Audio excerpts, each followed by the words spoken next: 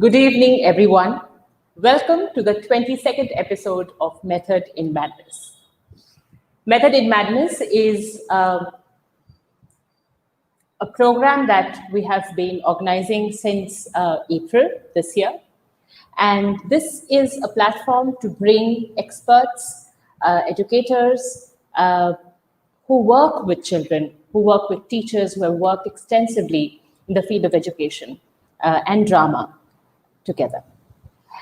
We aim at getting parents, teachers, and us experts on one platform. Today, we are going to talk about English language. And with us, we have Joyce D'cunha. Joyce is a graduate trained teacher from the University of Mumbai. She has over 35 years of teaching experience in well-established schools in Mumbai and Delhi. She has in her kitty the curriculum designer. As a curriculum designer, she has been working. She has been a teacher trainer in ELT education and teaching methodology.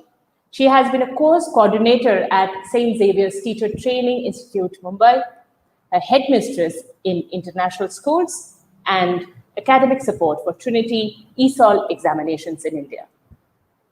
I have known Joyce for many years now. Joyce, as her name suggests, is full of joy. And I'm really, really happy to have her with us. Thank you, Joyce, for coming. Thank you, Vaishali, for those joyful words about me.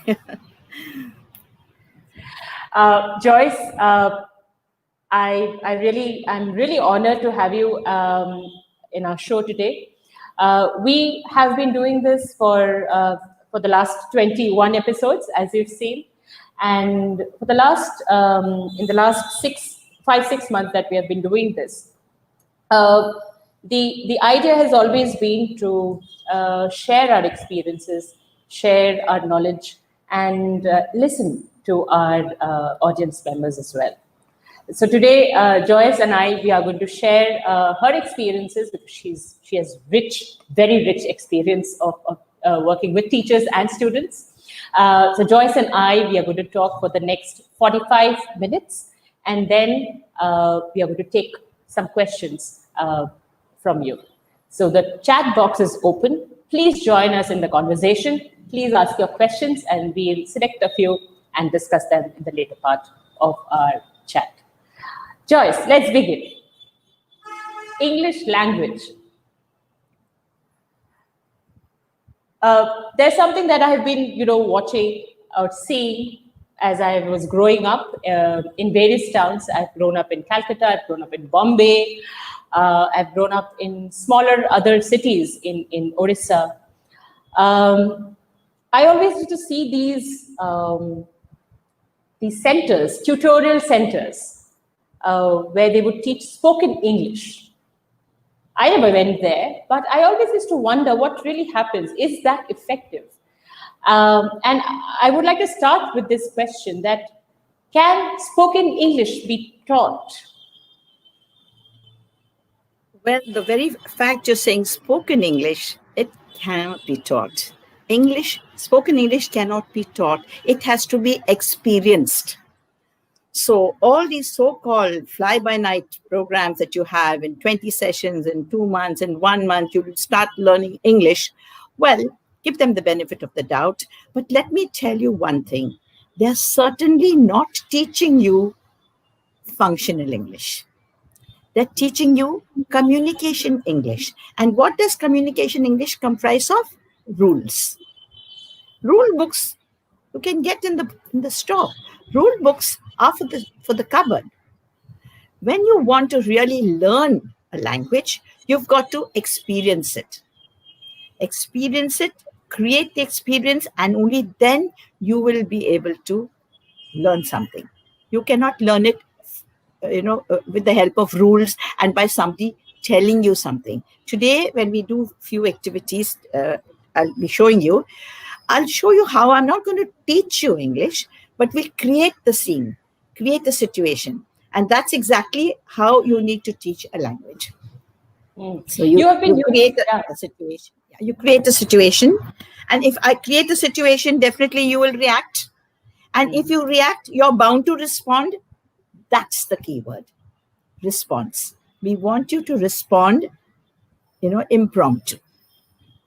Joyce, I've been in many of your sessions before, and you use a lot of drama, a lot of physical action in your sessions when you're training teachers and when you're training students. There's a lot of energy that you give out. Um, when you're teaching English, what is the importance of art, drama, music? How do you think that plays a role in language training?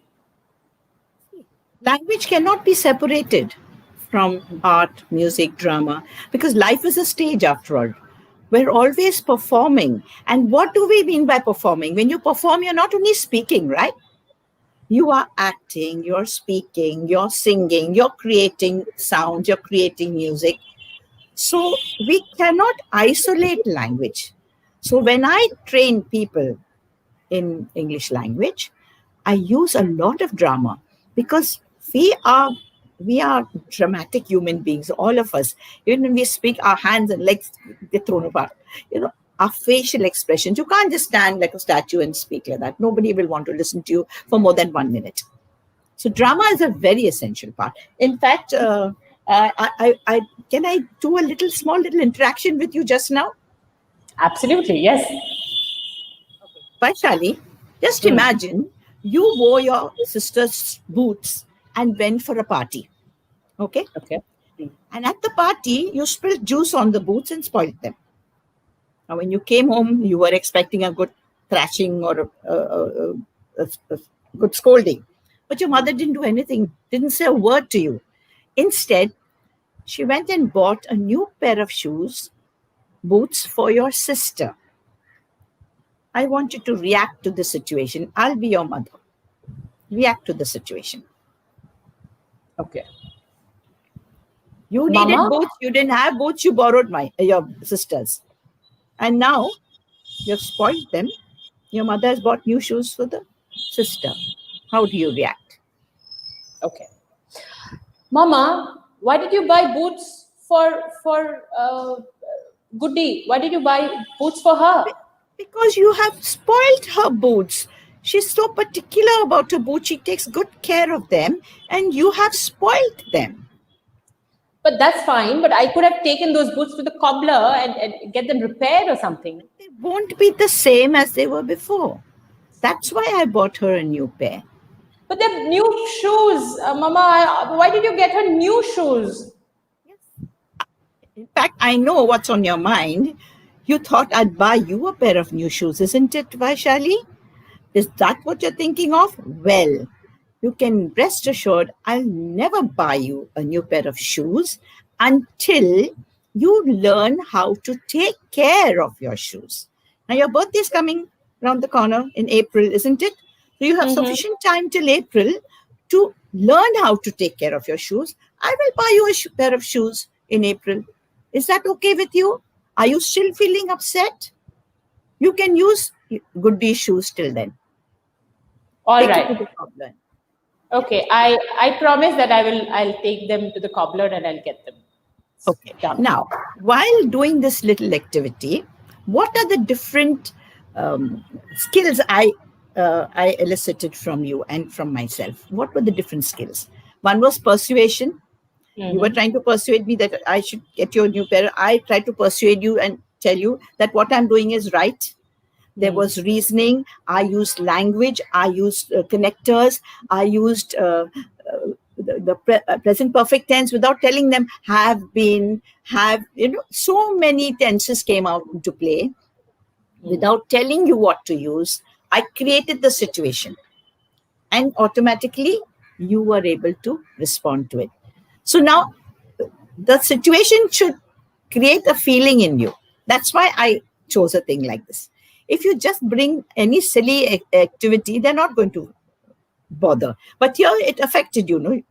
You didn't get the shoes, you didn't have shoes, you had to borrow, and now you'll have to continue to borrow because still don't have shoes.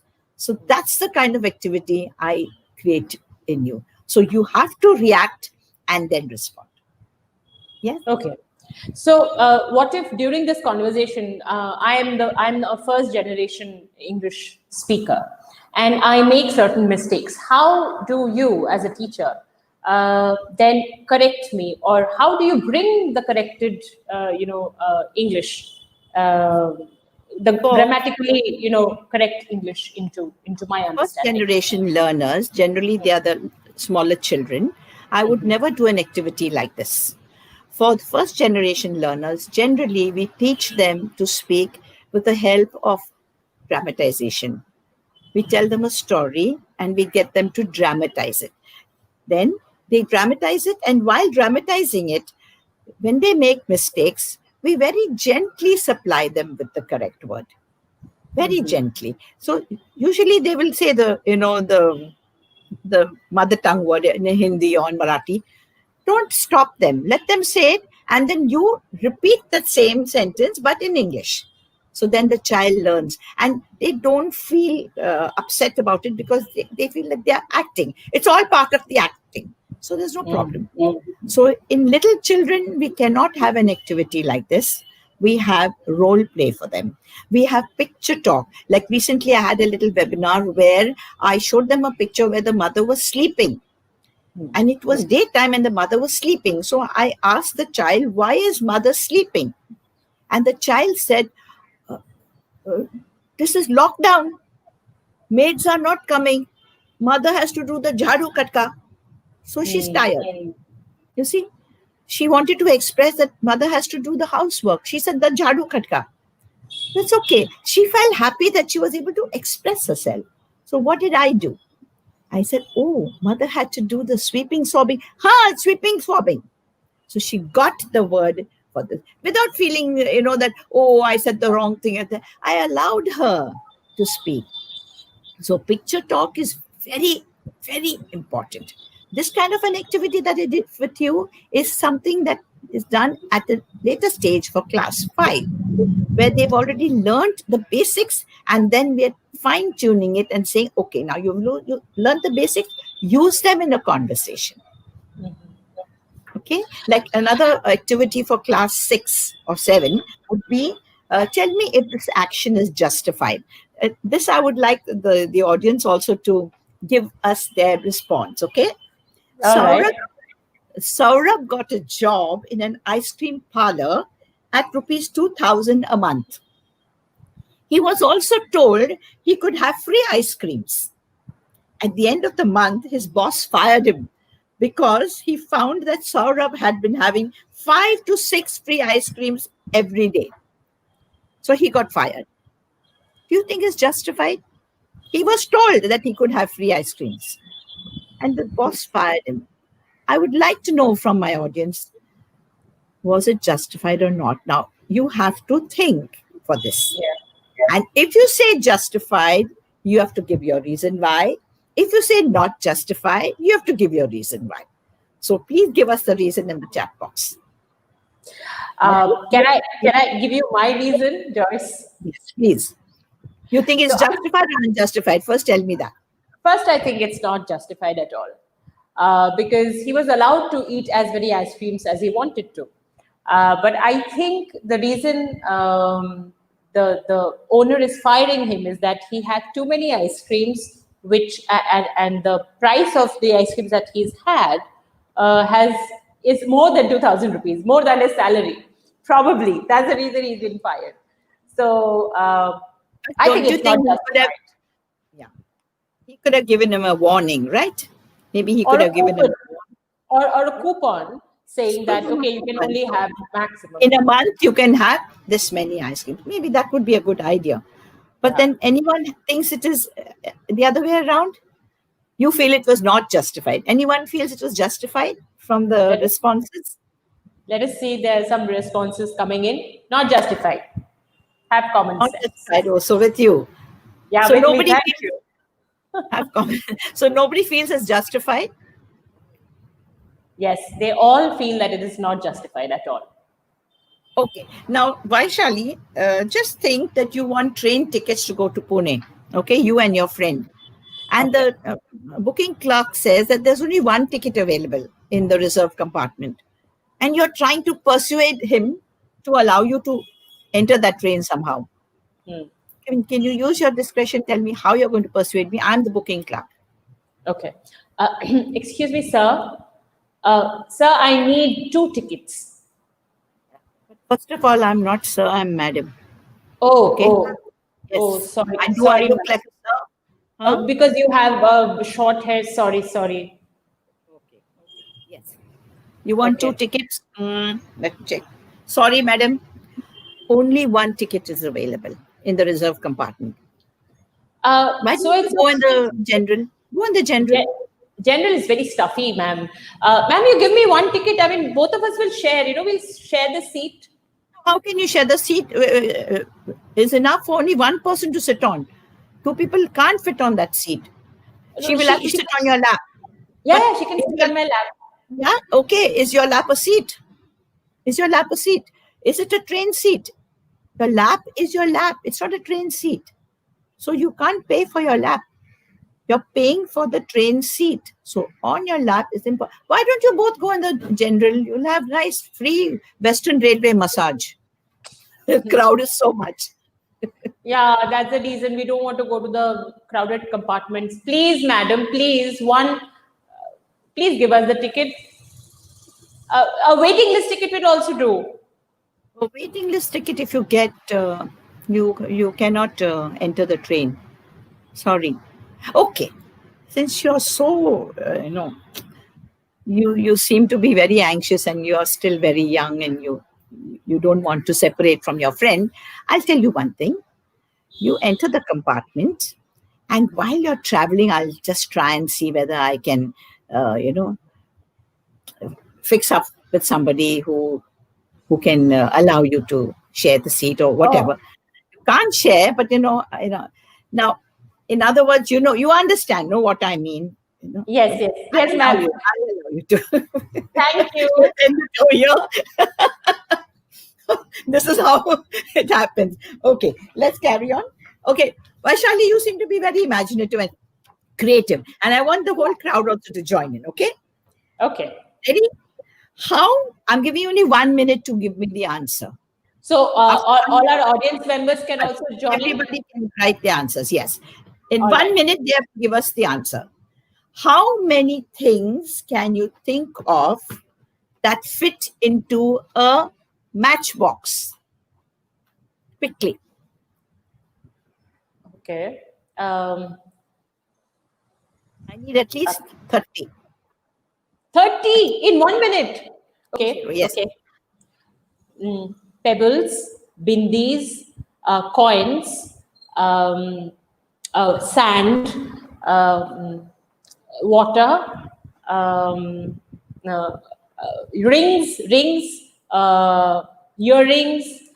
Eyebrow, eyelash. Come on, I'm helping you. Eyebrow, eyelash, fingernail. Come on, quick, quick. Fingernail, Yes, come on. pulses, Yes, rice yes, grain, yes. salt, sugar, Homeopathy pills. Homeopathy homeopathic pills. pills, yes, buttons, Quick, quick. 1 minute's buttons, getting over. buttons. Anyone can help you. Anyone can help you. See in Nobody's helping me. Come on. the chat box. Nobody is helping you. No. Okay. All right. How many did you get? Okay. Eardrops, pins, eyeballs.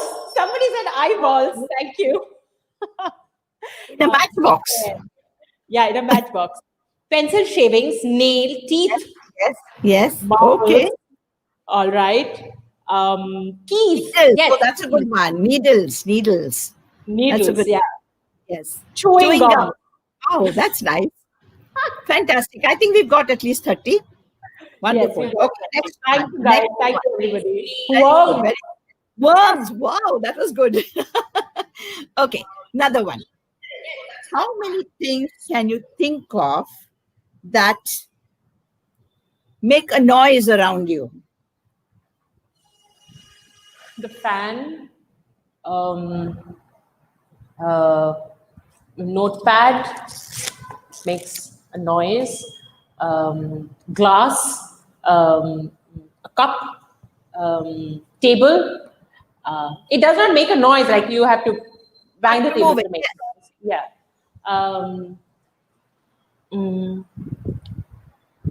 The door handle over there, that makes noise. How many things can you think of that you can sit on? That you can sit on? Quick. The chair, the floor, the windowsill. Come on, faster. Somebody's lap. Can't you sit on your hands? Oh, yeah, I can sit on my hands. On your haunches? On your knees? Come on, sit on your knees. Then, come on, quick. On your hubby. Somebody said. Okay. Quick. Yeah. What can you sit on? I can sit on my head. Yes. Okay. Bed, all right. Bed, sofa, yeah. Thank you. What was the purpose of this? Question, yes, many are coming. What's the purpose of this activity? Nouns. Can you tell me? What was the purpose? Yes, very good. Any more?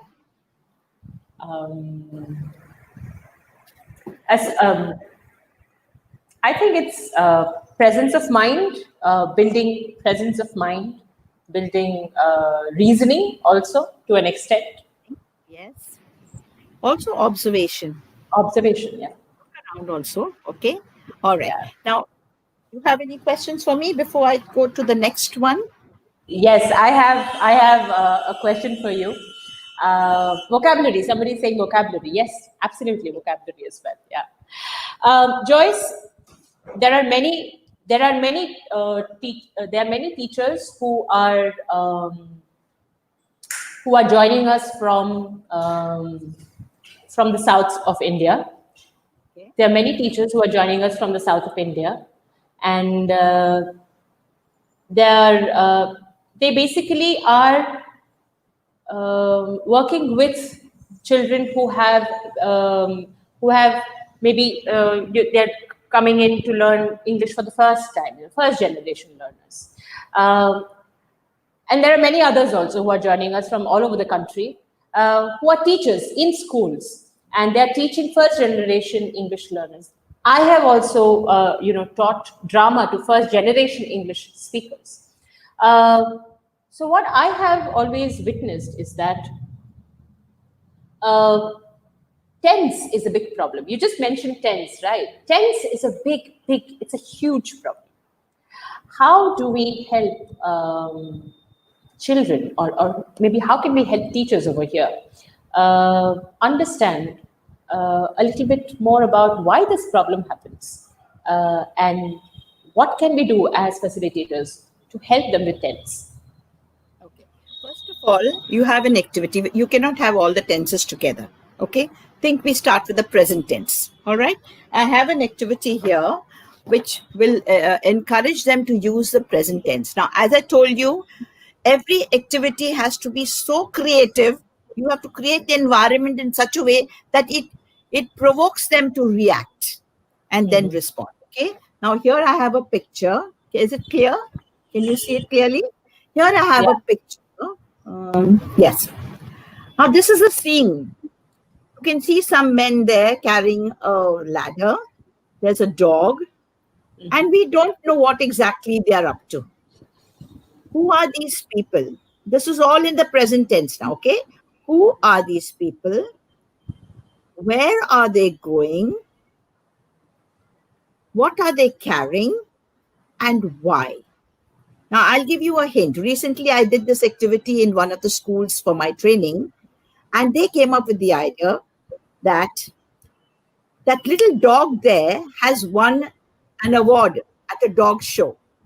So, these people are going now to put up a big poster of the dog to tell everybody that the dog has won the dog show. So there they are. And so the questions are answered.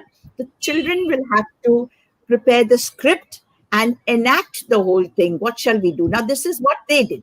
I would like you to think of a reason. So you cannot act it just now, but at least tell me, who are these people? Where are they going?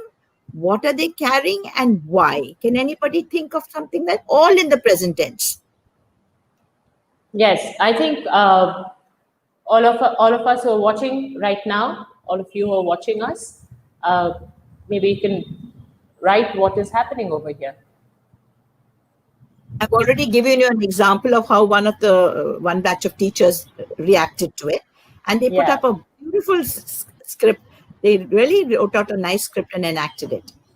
Yeah, Now, I mean, till the time they are writing, Joyce, I would like to know really, I mean, why is it that tense becomes a huge problem? Is it because of the mother tongue, the Indian languages that we have, yes, not just one particular certainly. language, but It's just yeah, one reason, just one reason, because of the languages, particularly Hindi. The tenses in Hindi and the tenses in English definitely clash. For that reason, I am a disgrace when I speak Hindi. I make male into female, female into male, past tense into present tense, and all my tenses go for a toss. Why? Because it's different from English.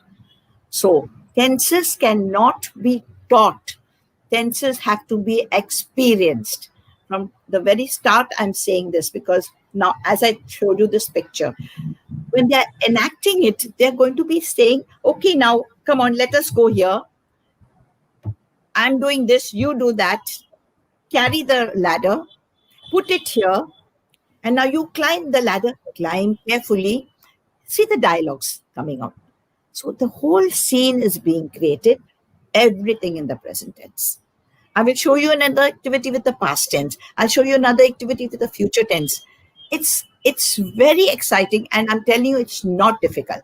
But of course, you can't have just one activity and say, "Oh, the children will learn their tenses."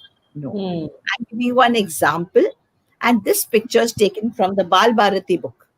hmm. Imagine, from the Bal Bharati reader. It's so simple. You get lots of pictures from their readers, from their literature books. Take a picture from that and let them create a scene. But if it's in the reader, say, don't use that story. Use your own story. Imagine something. Hmm. Okay? All right.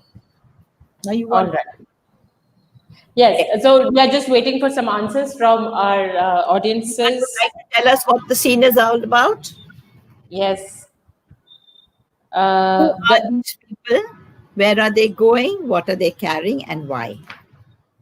Okay, so these people are going to paint the walls on the roadside and taking the dog to help them to have dog paw prints. Oh, how sweet. There's another one here. They're going to help a puppy that is in a hole. Oh, how sweet. That's lovely. That's Yeah. good, Ravi. Anyone else? The See the people from the creativity coming out? village, yeah, the people from the village are taking a ladder to fix posters to let all the people know what the dog has done. Oh, wow. What the dog has done. Okay, very good. Maybe he has saved some child from being mauled and something. Very good, very good. Now, Yes, you yes. noticed, Joseph, yeah, that's lovely. You noticed they are using the present tense. Why? Because my questions were in the present tense. Mm. You see, that's important. And so the scene is nothing to do with what they did that day. What are they doing? Yes, one others come. These people are going to a complete to compete for a ladder race for ladder racing, as the word for the winner is 5 lakh. Wow, let's join. Come on, let's join.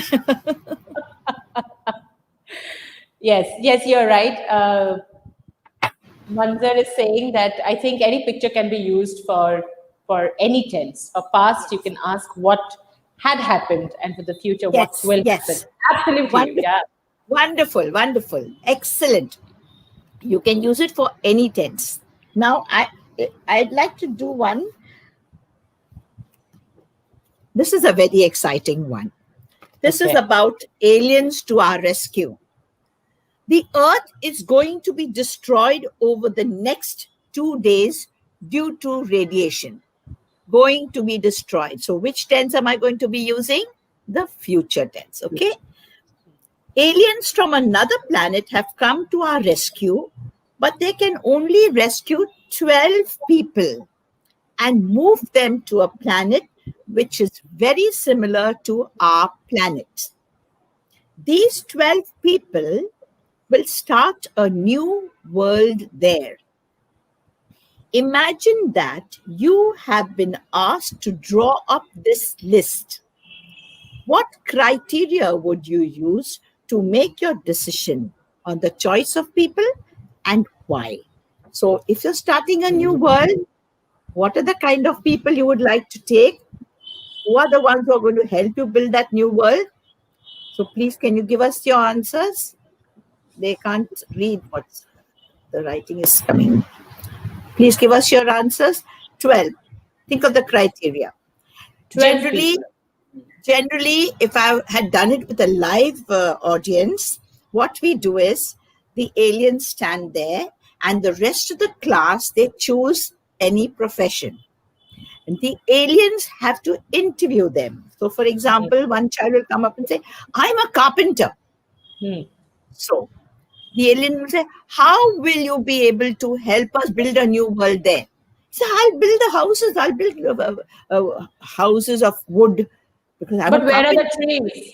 Where will you get wood? The aliens will say, but where are the trees?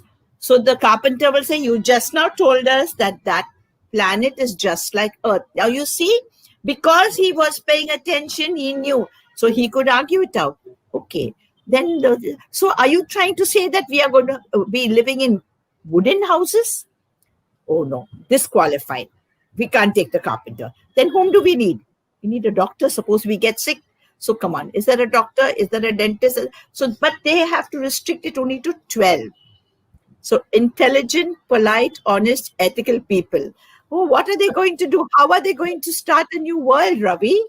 How are they going to start a new world? Intelligent, honest, ethical people, what are they going to do? Man and women, most important to reproduce. Excellent. Otherwise, how will they continue? But these 12 people have to survive first. Yeah. What do they need to survive? So now the children have to begin to think. What do they need to survive? There's nothing on that planet.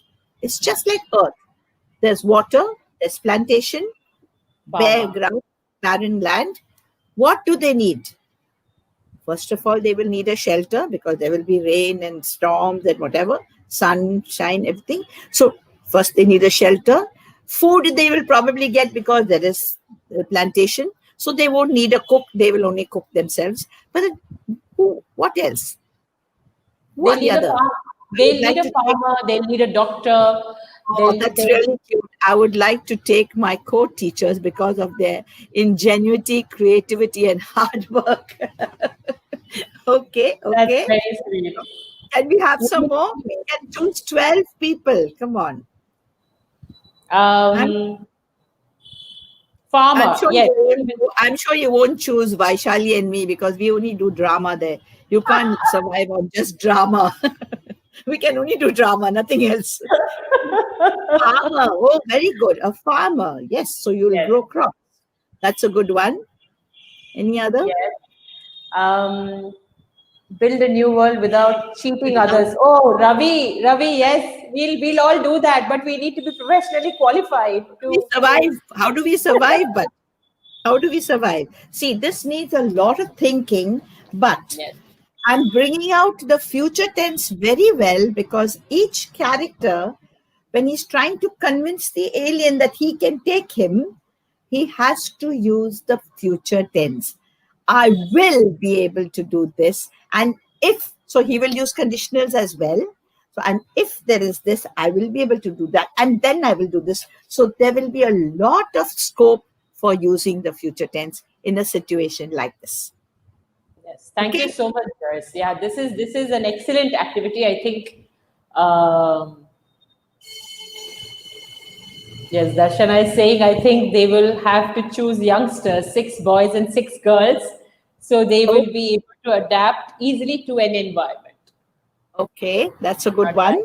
That's a good one. But then, what are they going to do? How are they going to start life there? 6 girls and 6 boys. They will only be able to reproduce, procreate, and nothing more than that. What are they going to do? What else? None of them will be able to heal you if you're sick. Yeah. None of them will Joyce, be doctors. Joyce, Atri is saying we will take the 12 most corrupt politicians, leave them there and come back. We have plenty of them. So you won't have a problem looking for them. Okay, wonderful. So shall we have another activity, please? Yes, we Zuleika, can. Noah's Ark. Yes, Noah's Ark. That's nice, Zuleika. Lovely to see you on board. Can we have one more activity, please? Absolutely. We are all enjoying these activities. Yes. Yes. Oh, I'm so glad to hear that. Now, imagine you are shipwrecked on a deserted island. And as you go around, you find some of these things there. Now, you have to decide which two things you find. You can't choose all the things, okay? Choose any two things that you will find and tell me how you plan to survive or escape from this island. First, choose your two. I will name the things: a shirt, a book, a matchbox, an axe, a cauliflower, and a blanket. These are random things that you find. You will find any two. Decide which ones you want to find. And tell me, how do you think you will either decide to stay on and survive there, or how do you plan to escape? So which two will you choose? I will choose a matchbox and a book. Okay, tell me, how will you survive? Are you planning to survive or escape? First, tell me that. Okay, we don't know what this book is, right? No, you don't know what the book. You can imagine it to be anything that you like. Okay, matchbox and yeah, Ravi is also saying matchbox and axe. Yes, I think matchbox and axe will be good. Okay, what will you do with the matchbox and axe? I will stay on the island. With the axe, I'll chop some wood and I'll make a small shelter for myself. And I'll use the matchbox to light a bonfire, maybe cook seafood, which I'll catch. I can also chop wood and make a boat for myself where I could just go and maybe escape one day. Yeah, why not? Yeah. If you have an axe and wood, that's perfect. Okay. Anyone else? Any other suggestions? No, you can only choose two, Manzar. You can only two. Only two. Only two. A book and matchbox. Atri wants a book and matchbox. I think she just wants to light some hay, some dried grass, and read a book. How are you planning to escape, but? Yes, somebody is sitting there. Cut few trees and burn them so that it can give a signal. Very good. It will give a signal for others to know there's someone who needs help. Wonderful. Wonderful. And how will you survive till they find you? Till they find you, how will you survive? You need to eat some food. Yeah, I'll just catch sea fish. Cauliflower. Okay. No, but I can't choose cauliflower, right? You can choose any two. Okay, I'm giving you a chance. You can choose three. Come on, go ahead. Choose three. Okay. Axe aims blanket, axe for boat, and blanket for keeping me warm, and can be used as a sail. Excellent, Manzar. Fantastic. And can be fantastic. That's really great. Make a raft with the wood and escape. Wonderful. Okay, but how many of you are on the island there? I didn't specify. You have to decide how many of you are on the island. Oh, I thought I was the only one on the island. Oh, no. It was a shipwreck. Yeah. I said it was a shipwreck, and some of you landed on that island and you've got to survive. Catch the fish and barbecue it. Oh, Atri, yes, I would do the same thing. That's nice. I wish I could spend one day on that island to taste the barbecued fish. Okay. Okay, All right. all right. You had fun. I hope you had fun doing that. Absolutely. I mean, these exercises are, I think, children, not just children, we all of us are enjoying this. I would Uh, like I would like to tell you a small yeah. little experience I had where the first language influence affects the children when they speak. And it's a great worry for us because someday our children are going abroad. Most of the children, many of the children go abroad to study and they become the laughing stock there. Why? Because of their pronunciation. There was once an annual day being happening in a school. There was a chief guest there, and a class 10 student was anchoring the show. So when the program was over, the student came up to the stage and she says, "Okay, now we would like to. We have in our midst a very important person, and we'd like to felicitate him. So we're going to give him a bouquet of flowers and a card." And there come two small little children, one child holding a bouquet of flowers and another child holding the card. The first child said, "I want to thank you from the bottom of my heart." And then he looked at his friend and from his bottom also. Now, what has happened? Two things have happened here. Okay? The, the anchor is a class 10 student, has used the word wrongly. If she wrote the word important, she would have spelt it right. But when speaking it, she said impotent instead of important. The whole meaning changes. Can you imagine calling your chief guest an impotent person? And if that child goes abroad and speaks like this, what's going to happen?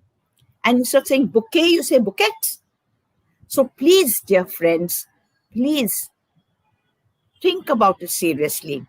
Don't take it lightly. Our children have a string of degrees. They can write any amount. But when it comes to communication, their pronunciation is really very faulty. Very faulty. And this is a big danger because if they go abroad for higher studies, they become the laughing stock. And the little ones, I want to thank you from the bottom of my heart. Which child understands the meaning of that? Yeah. True. Does your heart have a bottom? No, only I have a bottom. My heart can have a bottom in a child's mind. So when we are using these phrases, make sure that the person who's using it understands the meaning of it. So I come to the next topic, idioms and phrases and proverbs.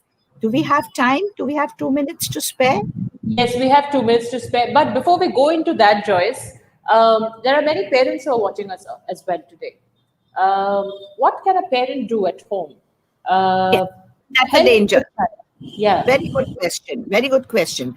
Now, teachers generally tell the parents, talk to your child in English, talk to your child in English, otherwise he will not learn. Please don't do that. Don't make that mistake. Sorry, I'm going against many of the teachers. Why? I'll tell you why. Because if the parent doesn't speak English right, and the parent tries to communicate with the child in English, the child is going to learn wrong English. So, how do they learn the correct English? The child has to be exposed to good programs on television, like National Geographic, where there's good English being spoken, the correct pronunciation. Don't go in for accents. There are some people who try to ape the West and try to use an American accent or a Australian accent. Not necessary. We have a neutral accent. We Indians speak the best. We can be understood anywhere in the world because we have a neutral accent. But Yes, I've when, noticed that. Yeah. now my mother tongue is not English. My mother tongue is Konkani because I'm from the south, Karnataka. But is there any influence of Konkani in my English? No. Why? Because I was exposed to a lot of English, spoken English. You can learn English only by hearing it. You have to hear the language to learn the language. Now, parents, if you do not speak correct English, don't speak to the children, because there are some parents who say, I packed your snakes in the bag, now take it to the school, and today I raped your sandwich with foil. Now don't spoil it. Now instead of saying wrapped, they're saying I raped your sandwich. That child is going to say the same words. My snakes are in the bag. Now, it's not that parent's fault, but what is she doing? She's harming the child. So when I was principal of a school, I remember we organized programs for parents where they could come in and learn basic English. Basic English. In fact, Trinity College London has a program like that. To learn basic English, they can learn in a school in Surat. I had 62 parents who did an English exam. Grade 1, grade 2. Learn basic English, because you are sending your children to international schools, then at least learn the basic English. And if you don't know the right English, don't speak it. Speak your mother tongue, no problem. But don't spoil the child's accent by speaking wrong English. This is my advice to you. Joyce, I think this is a very, very, fundamental question. What is the difference between pronunciation and accent? Oh, that's great. There's a great difference. See, you pronounce a word, means in pronunciation we have the intonation, diction, all that comes into the pronunciation. Okay, you pronounce it correctly. For example, develop. Develop. Many people say develop. That's wrong. It's develop. Okay, now you say develop, but now when I'm talking about accent, say chapala. The pronunciation is the same, but I'm putting a twang to chapala. I'm pronouncing it correct, but I've put in a slight twang to it. Now that is very dangerous for children. When children try to put an accent to their language, everything goes for a toss. Everything goes for a toss, because then their pronunciation does get affected to a certain extent. It does. It doesn't sound so crisp. It's correct. It's pronouncing correctly, but it doesn't sound so crisp because they're trying to put an artificial accent to it. So that's the difference. What about children who do not put an artificial accent, but because they have their mother tongue influence, it sounds like it's accented? I mean, can that be the case? And if the pronunciation is right and still they have their mother tongue accent, is that all right? That's all right. That's absolutely all right. It's absolutely all right. In fact, I appreciate it. If they're pronouncing it correctly, the accent does not interfere at all. If they're pronouncing it correctly, like the example I gave you about snakes, that is the pronunciation. The pronunciation is wrong. So the whole meaning changes. So if you have a slight accent, it shouldn't matter if it's because of the influence of your mother tongue. That shouldn't matter at all. But we are very strict about pronunciation, very particular about that. Yes. All right. Joyce, we can look at the idiom thing, but we just have 2 more minutes before we start taking the questions. Okay. Now I have a few idioms here. To be a wet blanket, to be a backseat driver, to be a fair weather friend, to be under a cloud, and to be a dog in the manger. These are idioms. Okay. Now, if the child does not understand the meaning, he's going to think there's a dog in the manger. Oh, there's a dog there. Nothing of the sort. So what do? We first explain the meaning to the children. Now, usually teachers, they explain the meaning and they give the children fill in the blanks to do, and they think that they've done their job. No, I would suggest make little chits, get them into groups, and let each group pick a chit. And on that will be an idiom. Don't tell the other groups what your idiom is. So suppose you have to be a wet blanket. They have understood the meaning of that idiom. So then what do? They have to have a small little, they enact a scene, and the rest of the class will try to guess what's the idiom. It's a foolproof situation, because the children who are acting first have to understand the meaning of the idiom to be able to act. And the rest of the class also has to remember the meaning when they see the situation. For example, there was a group that they enacted a fair weather friend. Marvelous it was, a fair weather friend. It was really marvelous how the friend let his friend down, things like that. The whole class resounded, a fair weather friend. Why? Because they had understood the meaning. These had understood the meaning, so they acted it correctly. Those understood the meaning, so they guessed it. So the onus is on both. Actually, the onus is on the acting group. That's why I say drama is so important. It's part and parcel of language. You cannot separate drama from language at all. Not at all. What we do, Joyce, is that we usually do unscripted work. So once a group has finished their unscripted work, then we ask the other group who's watching to give this play a title or a name. So they then kind of make sense of what they have understood, and then they suggest names for the play. So I think, I think peer feedback works a lot. Is very important. Peer learning is very important, very important. And even in the group that's performing, not everybody will be smart, but they come out of their shell here because they're in a small group. That is the true test. So when I'm training teachers, I always say that fear factor is there. So what do? We create activities, group work. And when they're comfortable with that, because even if I'm scared and frightened in a small group, I don't mind performing. Once they get confidence, and we have pair work. In pair work, both have to perform, and then finally comes individual work. Most teachers make that mistake and straight away call the child, come on, say the answer. Say this. Individual work comes last. So we have group work, pair work, finally individual work. And this is a foolproof situation. Thank you for sharing that. I mean, I think, this is of great importance actually, how to work and in how many groups that, how many children that you can actually go and work with, because we have school teachers who work with around 30 to 35 children in a section in a class, and we also have private teachers. Yeah. Great. So Joyce, I think with that we have come to an end of our chat and time to take some questions.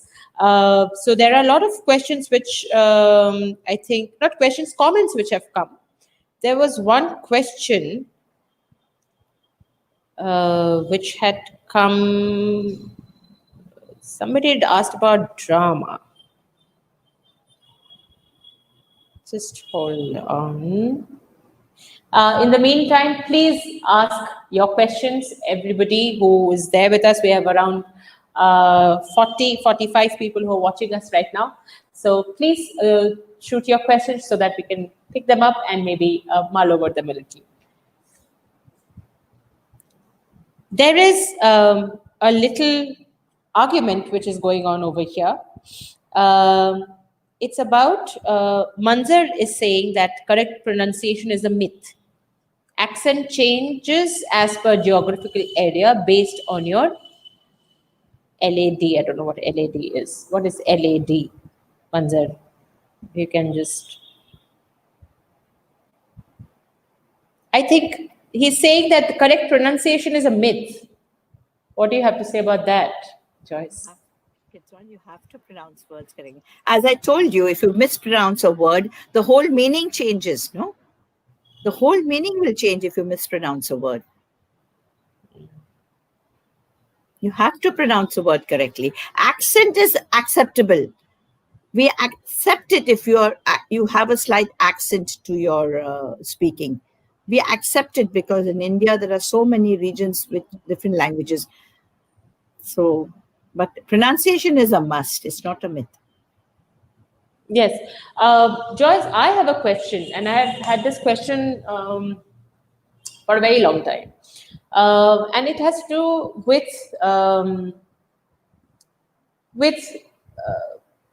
the English teacher. I've been to 6 different schools, okay, in my life. And in every school, the English teacher was the only teacher who was always very proactive, always extremely involved with students, always doing drama and always in the cultural programs. And English teachers have, I think, played a major role in the way we have, we have developed ourselves, our personality, or whatever you say. I'm sure the audience members who are watching us would agree to this also. Many of our favorite teachers are English teachers. Yes. What is it about an English teacher? You have been an English teacher, you have been an English teacher trainer. What is it about an English teacher that makes her stand out and give effective learning, give effectively to the children? There are many teachers who are watching us. What is the role of an English teacher? We are so lucky if we're teaching English. We have so many opportunities to be creative. But if you're teaching maths, there is a formula, there's a set way of, doing that sum. You can't deviate from that. But whereas if you're an English teacher, you can use all the creativity that you possess, all the imagination that you possess. And so that's why automatically an English teacher's lessons are always very creative.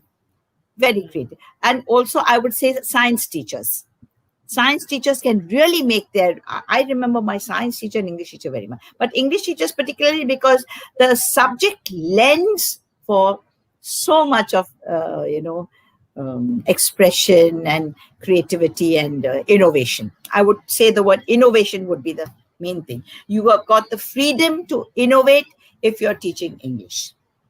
That's why English teachers are great. So I've also seen many mathematics teachers who are also equally very creative. They try and bring in a different angle to their teaching in their maths classrooms. That's lovely. But you don't have that much of leeway as an English teacher has. Yes, you have more leeway as an English teacher. Freedom for the innovation. Joyce, I think again this is my question which I want to ask. Resources is a big thing, in the teaching community. The more you give, you have, the more you want, right? How can a teacher develop himself or herself to become the resource himself, or create original teaching materials himself, rather than relying on downloaded materials, relying on set curriculums that can be downloaded from the net? How can one bring everything together and create his or her own set of activities? You have to have that creativity in you, no? So you take something that's downloaded, you have a look at it, and create something of your own based on that. That gives you an idea. Use that idea and innovate, create something out of it. So I know not everybody is creative enough, but take an idea from the net. Nobody's saying no. Take an idea from the net, and then from that, you expand. Don't use it identical. There are people who, if it's there, okay, they'll use the same thing. No. You take that idea, and from that idea, you create your own little inroads. So then it becomes your activity. Correct? They make their own. But then if you can't, then you use this as a technique. Yes. I think that learning has always been contextual, right, Joyce? I mean, a person in Kerala will learn very differently from a person different than the language than a person who's sitting in Delhi or Lucknow. So I think contextualizing your teaching or your learning is also very, very important. Darshana is my student. She's just passed her 12th standard. She's a very, very bright girl, and she is saying that I think we use idioms in our daily life even without knowing where to use it. Without knowing where to use it. But that's because they don't know the meaning of it. I think we use it in our daily life without even knowing where to use it. Yeah, that means what she's trying to say, that they use it in the wrong context. Yes, wrong context. That happens very often. Oh gosh. and it's an eyesore, when you just don't know which side to look, because people want to use the idiom, but they're not using it in the right context. So the fault lies in the school. The teachers have not taught them. Idioms are very difficult to teach children. But if you do it the way I have told you, it sticks in their head forever. They will never forget that scene in the class that they did it like Drama. this. Drama is the key. I'm not a drama teacher, but I tell you, I salute you, Vaishali. I love what you do. I just love what you do. You're a born actress. Thank I'm not you. a born actress. I'm a made one. Oh, thank you, Abha. Abha is saying, I have been attending all the workshops. Yeah, and Joy of Drama has won my heart. Is that what you're saying, Abha? Yes, Joy of Drama has won my heart. Thank you, Abha, for those kind words. I love the title, Joy of Drama. It has my name in it. Yes, that was intentionally done, Joyce. You won't know. A little bit of joy. A little bit of joy. I love Joyce, ma'am. Yourself. Thank you so much. My sweet. I know who this is. Rima. Yeah, but thank you so much, Joyce, for this lovely. I love all of you. Thank you so much for all your appreciation. Thank you. Thank you so much, Joyce, for joining us today, and thank you everybody who have been watching us and who have been staying with. who have stayed with us for the last 22 episodes now. Please keep watching us, keep attending our webinars and participating. It's a joy, and I must tell you, to see all of you conversing, and conversing with each other on the chat box. It's amazing. Please come in and please suggest if you have any ideas that we can pick up in our upcoming webinars. Maybe a topic that you would like us to look at in our upcoming webinars. But Joyce, it was a pleasure having you over here.